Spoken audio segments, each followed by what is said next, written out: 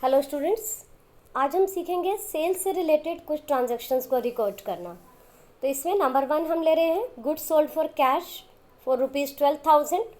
Number 2 goods sold to Mohit for ₹28,000। यहाँ मोहित का नाम लिखा हुआ है और कैश वर्ड नहीं लिखा, इट मीन्स कि ये क्रेडिट सेल है। Third, goods costing ₹20,000 sold at a profit of 20% to Rachit for cash. यहाँ नेम भी गिवन है और कैश भी है, तो इट मीन्स कि ये कैश सेल है। तो इस हिसाब से ट्रांजैक्शन नंबर 1 और ट्रांजैक्शन नंबर 3 ये दोनों कैश सेल हैं और ट्रांजैक्शन नंबर 2 क्रेडिट सेल है। तो अब 1 बाय 1 इसे डिस्कस करते हैं। यहाँ डेबिट और क्रेडिट के रूल्स आपको दोनों अप्रोचेस के अकॉर्डिंगली गिवन है, मॉडर्न अप्रोच से भी, ट्रेडिशनल अप्रोच से भी। तो 1 बाय 1 हम ट्रांजैक्शन को लेते हैं और दोनों अप्रोचेस से देखते हैं कि कैसे रूल अप्लाई होंगे। फर्स्ट ट्रांजैक्शन है goods sold for cash for ₹12,000। इसमें जो अकाउंट्स अफेक्ट होंगे, एक तो कैश और दूसरा सेल्स। अगर हम बात करते हैं मॉडर्न अप्रोच की, तो कैश एसेट है और जब गुड्स कैश में सेल होगा तो इट मीन्स कि बिजनेस में कैश इंक्रीज होगा और इंक्रीज को हम डेबिट करते हैं। लाइकवाइज जो सेल्स है वो रेवेन्यू है और रेवेन्यू भी इंक्रीज हो रही है, तो इसलिए इसे क्रेडिट किया जाएगा, क्योंकि मॉडर्न अप्रोच का जो रूल है, एसेट की इंक्रीज को डेबिट और डिक्रीज को क्रेडिट किया जाता है और इसी तरीके से रेवेन्यू की इंक्रीज को क्रेडिट किया जाता है और डिक्रीज को डेबिट किया जाता है। अगर इसी को हम ट्रेडिशनल अप्रोच से देखते हैं बेटा, तो कैश रियल अकाउंट है। रियल अकाउंट का रूल होता है debit what comes in and credit what goes out. जब कैश में गुड सेल होगा तो नेचुरली कैश बिजनेस के अंदर आएगा, तो इसलिए इसे डेबिट करेंगे। और सेल्स हमारा नॉमिनल अकाउंट है। नॉमिनल अकाउंट का रूल होता है debit all expenses and losses and credit all incomes and gains. अब क्योंकि ये इनकम है इसलिए इसे क्रेडिट करेंगे।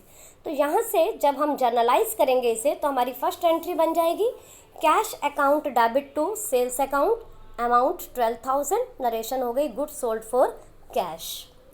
इसी तरीके से सेकेंड ट्रांजैक्शन देखिए, goods sold to Mohit for ₹28,000। तो यहाँ जो दो अकाउंट अफेक्ट होंगे, एक मोहित और दूसरा सेल्स। मोहित हमारा डैटर है, क्योंकि जिसको गुड्स क्रेडिट पे सेल करते हैं उसे हम डैटर्स कहते हैं, तो वो डैटर एसेट है। बिजनेस में ये एसेट इंक्रीज हो रही है और एसेट की इंक्रीज को डेबिट किया जाता है। सेल्स पर वही पहले की तरह ही रूल अप्लाई होगा। इसके बाद जब हम इसे ट्रेडिशनल अप्रोच से देखते हैं, तो ये जो मोहित है ये पर्सनल अकाउंट है। पर्सनल अकाउंट का रूल होता है डेबिट द रिसीवर। जब हम बिजनेस से सामान बेच रहे हैं तो इसका मतलब मोहित गुड्स को रिसीव कर रहा है, इसलिए वो डेबिट द रिसीवर के बेस पर डेबिट हो जाएगा।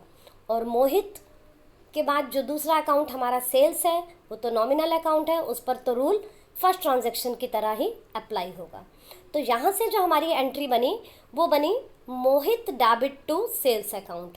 आपको बताया था कि नाम के साथ या तो आप अकाउंट वर्ड नहीं लिखेंगे और अगर लिखेंगे तो अपोस्ट्रोफी एस के साथ, इसलिए ये एंट्री होगी मोहित्स अकाउंट डेबिट, या सिंपली आप मोहित डेबिट कर सकते हैं या Mohit's account debit to sales account. Amount 28,000, debit वाला डेबिट के सामने, क्रेडिट वाला क्रेडिट के सामने। नरेशन हो गई goods sold to Mohit on credit. अब हम थर्ड ट्रांजैक्शन की बात करते हैं। थर्ड ट्रांजैक्शन है goods sold costing ₹20,000 at a profit of 20% to Rachit for cash. Name भी गिवन है, कैश भी है, तो इट मीन्स कि ये आपकी कैश सेल है। तो यहाँ पर जो दो अकाउंट अफेक्ट होंगे, कैश और सेल्स, फर्स्ट ट्रांजैक्शन की तरह रूल्स अप्लाई हो जाएंगे। सिर्फ इसकी कैलकुलेशन आपको सीखनी है कि 20,000 अमाउंट है, 20% प्रॉफिट है। 20,000 का 20% 4,000 बनता है और 20,000 में बेटा जब हम 4,000 को ऐड कर देंगे तो वो अमाउंट आएगा 24,000। तो इसलिए ये जो थर्ड वाली एंट्री है वो हो गई cash account debit to sales account 24,000। Narration में हम लिख देंगे goods sold for cash at a profit of 20%। और इसके बाद जैसे आपको पता है कि जर्नल का टोटल हो जाता है। तो आई थिंक सो कि आपको सेल्स से रिलेटेड ये ट्रांजैक्शंस क्लियर हो गई होंगी। Thank you and have a nice day.